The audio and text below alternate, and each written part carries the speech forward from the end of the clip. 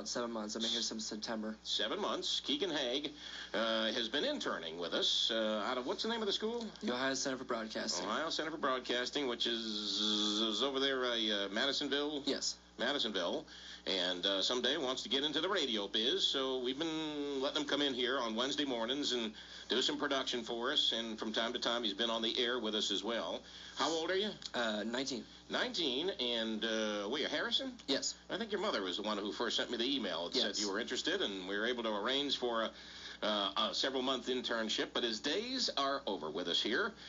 He's back to school to finish up his schooling, and his internship has expired, and we want him to go out with a bang by doing the sports cast for us. Are you ready, son? Yes. All right, this is Keegan Haig, Harrison, future world-famous broadcaster. All right, take a look at your sports. The Reds lost to the Oakland Athletics in spring training action yesterday, 10-8. Joey Votto went 3 for 5 with a home run and 4 runs batted in, while Johnny Gomes also went deep in the loss. The Reds are back in action today against the San Diego Padres.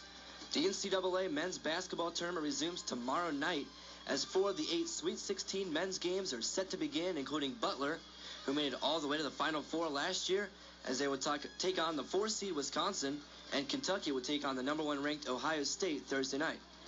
NFL owners said yes to 2 rule changes for the 2011-2012 season, including a replay change. The replay officials in the booth will now have to confirm every scoring play, saving coaches from having to use the challenge flag on plays in the end zone. The other rule is allowing kickoffs to be from the 35-yard line instead of the 30. The big question still looms, though, is whether it'll even be an NFL season in 2011. Entrepreneur and host of The Apprentice, Donald Trump, has been invited to drive the pace car for this year's Indianapolis 500 on May 29th.